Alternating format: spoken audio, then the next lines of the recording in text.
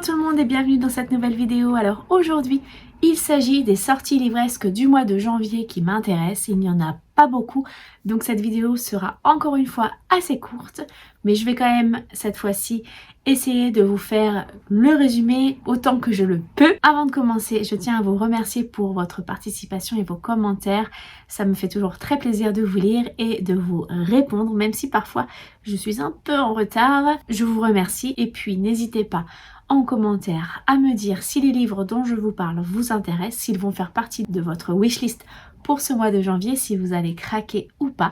Donnez-moi vous aussi les livres qui vont sortir et qui vous donnent très envie de les lire et de les acheter.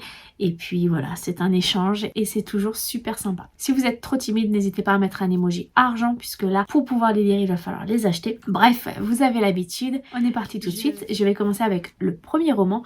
Il s'agit d'une sortie en date du 3 janvier. Il s'agit d'un nouveau Livingstone, King of Scots, et ça sera publié chez BMR. Comme le nom l'indique, ça va se passer en Écosse, forcément. On va y suivre le roi Aedan Stuart Ier, qui est à un tournant de son règne. Il va devoir se marier, engendrer un héritier, et pour un petit peu se distraire de toute cette pression qui pèse sur lui, il cherche une distraction. Il va rencontrer Hayley, qui est une jeune pâtissière qui vient tout juste d'être recrutée pour rejoindre la brigade culinaire du palais. Elle, c'est une américaine, elle vient de Los Angeles, mais ses racines écossaises sont très profondément ancrées en elle. Ils partagent un point commun, en tout cas une histoire commune, puisque le roi Aedan a été son babysitter à elle sur l'île de Skye pendant un été lorsqu'elle était petite. Elle ne tombe pas sous son charme, bien au contraire, elle garde plutôt en mémoire l'image d'un adolescent qui était un peu cruel avec elle. C'est un jeu de chat et de souris, un enemies to lovers, je ne sais pas trop.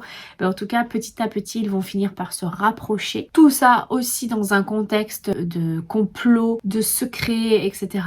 dans une Écosse en pleine transformation. On verra ce que ça donne, mais en tout cas, ça m'intrigue puisque ça se passe en Écosse et surtout, c'est Livingstone, donc l'autrice de Witch and God que j'ai beaucoup apprécié. Aujourd'hui, le 3 janvier sort également le premier tome d'une nouvelle saga écrite par Daniel L. Jensen et il s'agit de Dark Shores et c'est publié chez Big Bang. Je suis très impatiente de le lire. Je ne pense pas que ce soit en rapport avec le Pont des Tempêtes, il ne me semble pas. Je vais vous lire le résumé, ça sera beaucoup plus pratique. Dans un monde divisé par des dieux capricieux et des océans redoutables, seuls les marins sont en mesure de traverser la mer sans fin. Leur règle d'or, l'Est ne doit pas connaître l'Ouest. Terriana est une marin et son peuple est le gardien des secrets de la mer. Pour sauver sa meilleure amie d'un mariage forcé, elle brise la loi sacrée des siens et doit faire face aux conséquences dévastatrices de son choix. Marcus est le commandant d'une célèbre légion qui a permis à l'empire de Célendor de conquérir tous les territoires de l'Est. Les légionnaires sont ses frères, mais même eux ne savent rien de la terrible vérité qu'ils dissimulent depuis l'enfance. Quand l'un des sénateurs de l'Empire découvre l'existence des sombres rivages, il capture Terriana et force Marcus et elle à partir à la conquête de ce nouveau continent. Unis malgré eux pour protéger les leurs, ils doivent désormais décider jusqu'où ils sont prêts à aller et ce qu'ils sont prêts à sacrifier. Donc oui, effectivement, en lisant le résumé, ça n'a rien à voir avec le Pont des Tempêtes, mais j'ai absolument adoré sa plume, son imagination, donc je pense que ce roman, encore une fois, sera un pur régal à lire. En tout cas, j'ai hâte de le découvrir. Ensuite, en date du 4 janvier, sortira le tome 2 de XX, donc c'est-à-dire le tome 1, c'était Mon ex et autres malédictions, et donc là, ce tome 2 s'appelle Un baiser maudit, c'est écrit par Erin Sterling et c'est publié chez Exergue. J'ai lu le premier tome, j'ai beaucoup aimé, aussi bien l'histoire, l'imagination, la plume, que l'humour qu'elle crée, bref, c'était vraiment très bien. Et là, dans ce tome 2, on ne va plus tout à fait suivre nos héros du premier, notre couple du premier, mais plutôt Gwyn, donc la cousine de Vivi, qui avait un rôle assez truculent dans le premier tome.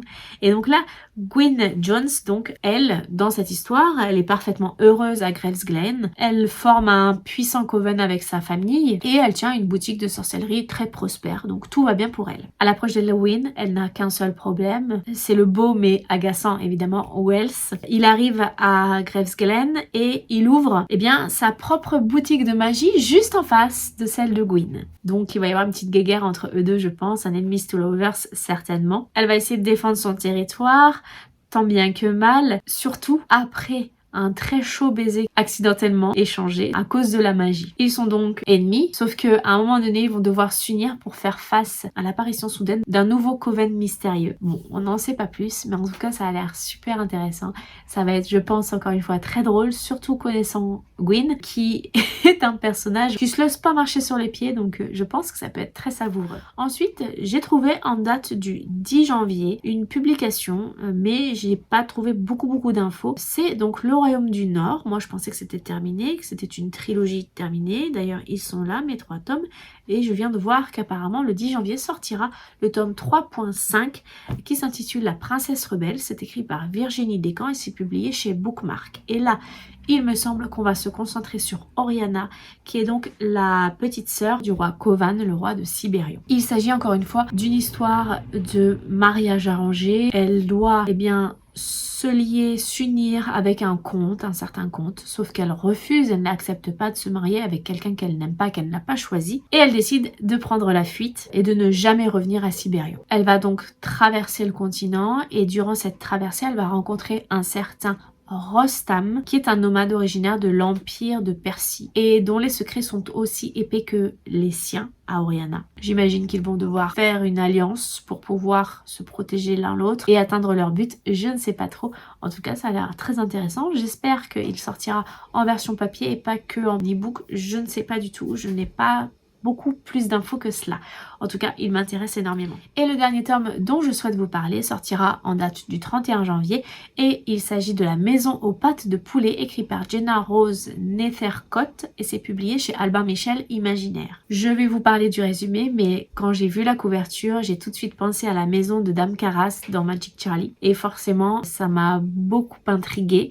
Le résumé m'intrigue aussi énormément, donc j'espère que ça sera à la hauteur de mes espérances. Séparés depuis l'enfance, Bellatine et Isaac Yaga pensaient ne jamais se revoir. Mais lorsque tous deux apprennent qu'ils vont hériter leur grand-mère ukrainienne, frères et sœurs acceptent de se rencontrer. Ils découvrent alors que leur legs n'est ni une propriété ni de l'argent, mais quelque chose de bien étrange.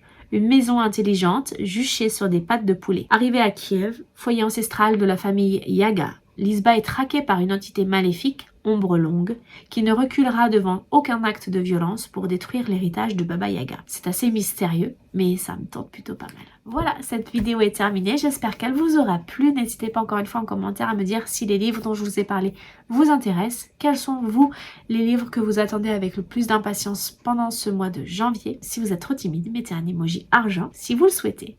N'hésitez pas à mettre aussi un petit pouce bleu et à vous abonner à ma chaîne si ça n'est pas déjà fait. Je vous souhaite en attendant une très bonne journée, de faire de très belles découvertes livresques et je vous dis à bientôt pour une prochaine vidéo. Ciao!